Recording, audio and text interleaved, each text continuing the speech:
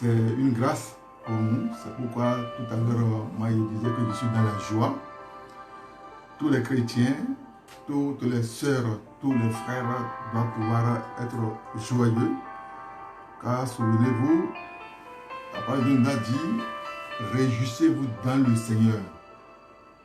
Réjouissez-vous dans le Seigneur. Je le répète, réjouissez-vous dans le Seigneur. Parce que nous avons un Père qui contrôle tout. Nous avons un Dieu qui veut sur tout. Nous avons un Dieu, s'il ne t'autorise pas, s'il ne laisse pas faire, rien ne peut se passer sur la terre.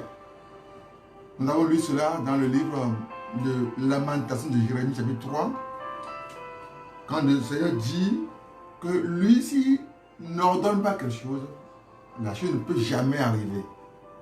Eh bien, mes frères et sœurs, nous avons besoin de la parole de Dieu. C'est pour cela que je reviens encore en vous proposant ce thème, l'autorité de Dieu. L'autorité de Dieu. L'autorité de Dieu. Nous parlons de la puissance de ce virus qui est en train de sévir le monde entier. Mais, je vous rassure qu'il y a quelqu'un qui est le Tout-Puissant. Le Tout-Puissant. Le Tout-Puissant. C'est pour cela que je dis, nous allons voir un peu quelques phrases, quelques textes de la Bible qui nous rassurent que l'autorité est de Dieu. Eh bien, nous allons lire le livre d'Exode, chapitre 3, verset 14, qui dit ceci. Dieu dit à Moïse, je suis celui qui suis. Et il ajouta, c'est ainsi que tu répondras aux Israélites, celui qui s'appelle je suis m'a envoyé vers vous. Je suis m'a envoyé vers vous.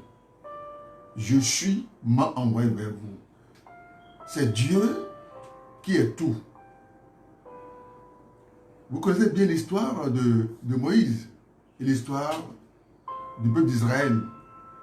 Et même l'histoire de l'Égypte, même l'histoire de Pharaon.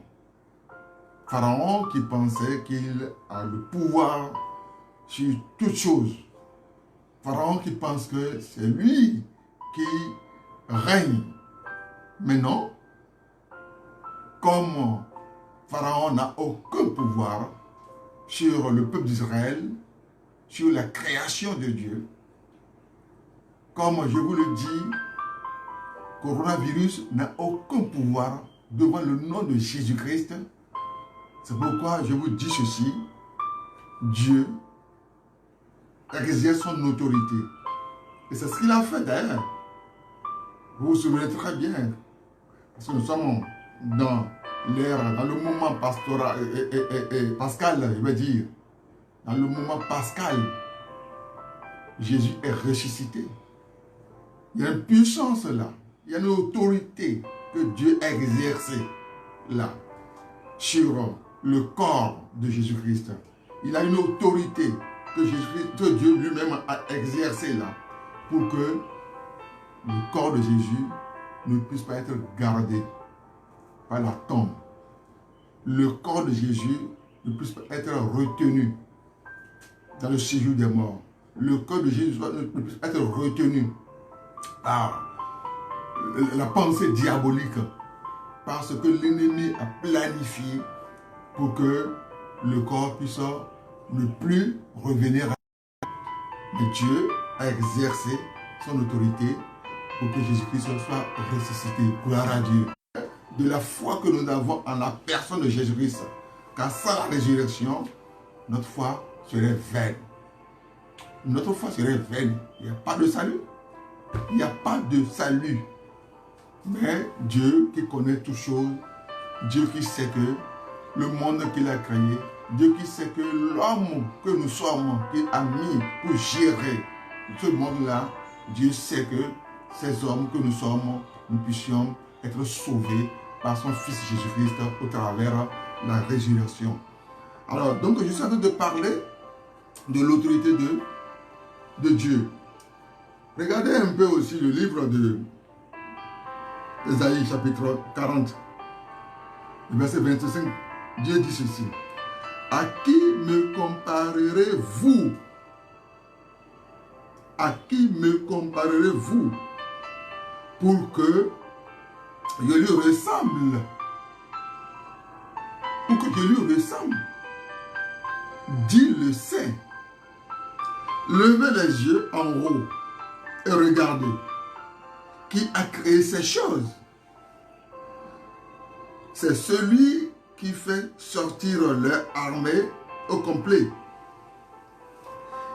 Il les appelle toutes par leur nom, par son grand pouvoir et par sa force puissance.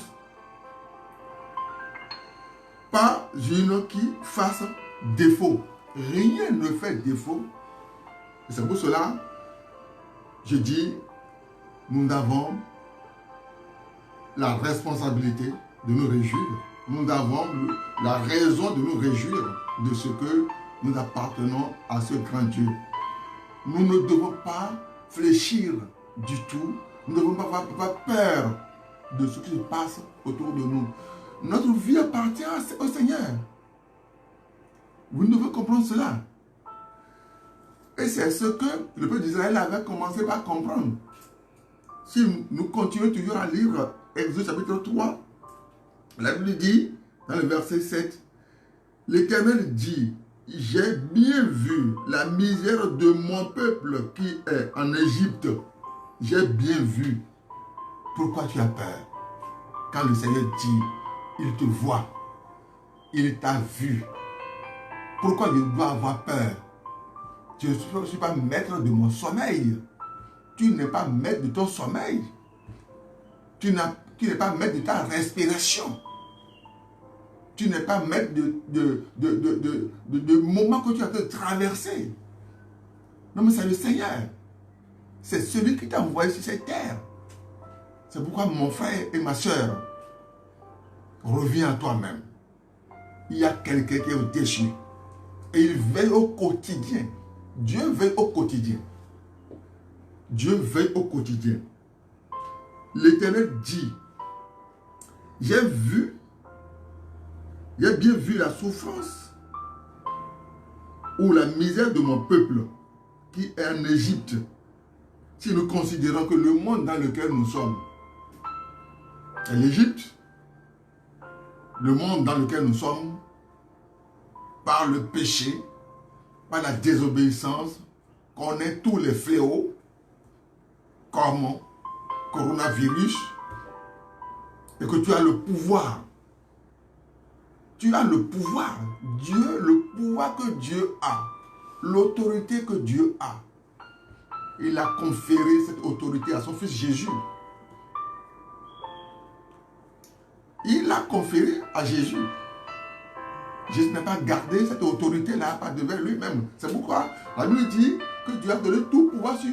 Dieu a donné pouvoir à Jésus sur toute chair. Dieu a donné pouvoir à Jésus sur toute chair. Alors donc, ce Dieu-là dit, j'ai bien vu la misère de mon peuple qui est en Égypte et j'ai entendu son cri. Oui, bien que nos gouvernants, pour la sécurité de la population, nos gouvernants ont décidé de fermer les lieux de culte. Oui, mais les gouvernants ne t'ont pas fermé la bouche. Parce que tu es l'église par excellence. Tu es l'église par excellence. Puisque tu cries, je l'espère, j'ai entendu son cri à cause de ses oppresseurs. Tu cries à la maison, Seigneur, ne serait pas toi qui as créé le monde? Est-ce que tu seras en train de voir le monde pour sa destruction? La Bible dit ceci, j'ai entendu son cri. C'est Dieu qui a entendu le cri de son peuple.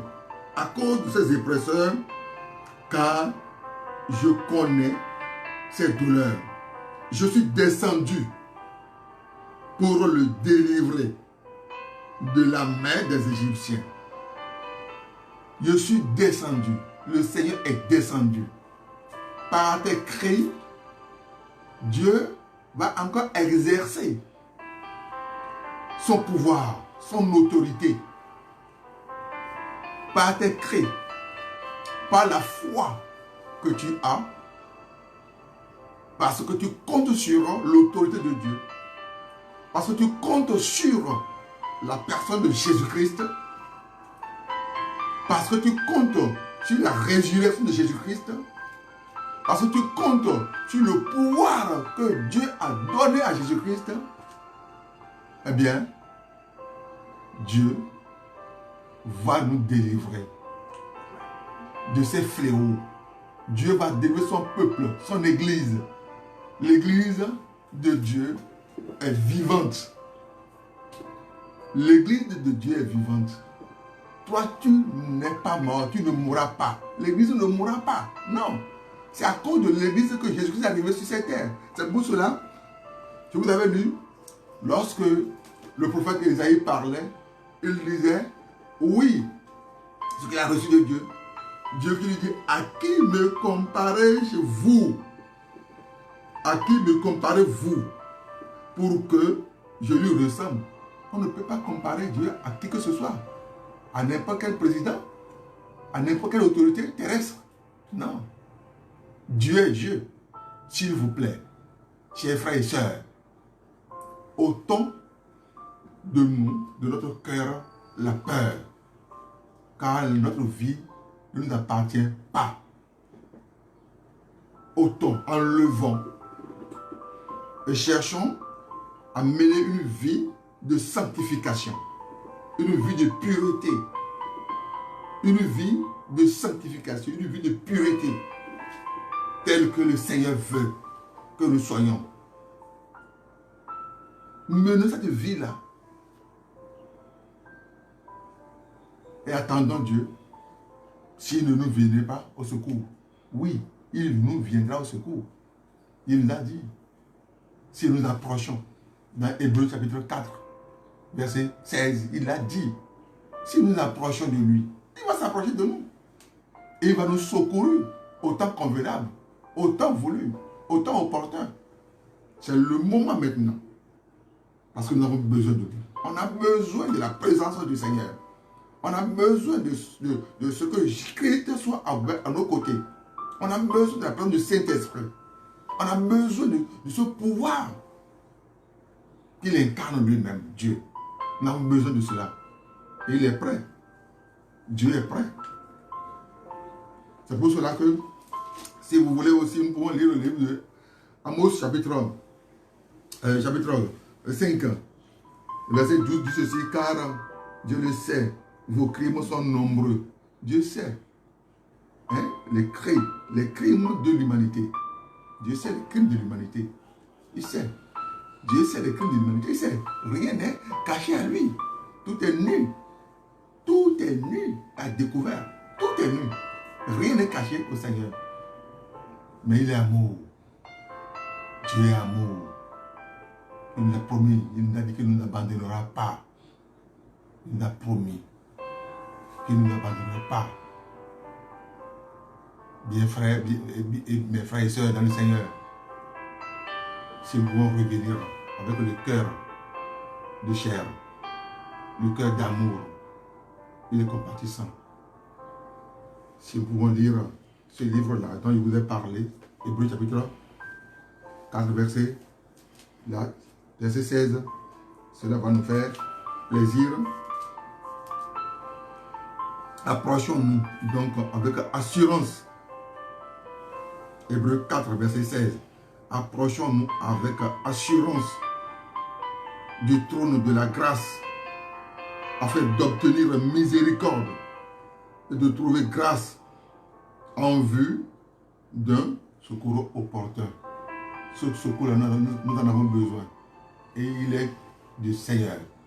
Car il a dit ceci, le pouvoir qu'il a donné à à son fils Jésus, il nous a donné ce pouvoir-là, il nous donne le pouvoir de marcher sur les serpents, les scorpions, sur toute la puissance de l'ennemi. Nous pouvons dire à coronavirus, nous arrêtons tes œuvres sur la terre. Et le coronavirus va obéir. Que Dieu vous bénisse. Au nom de Jésus.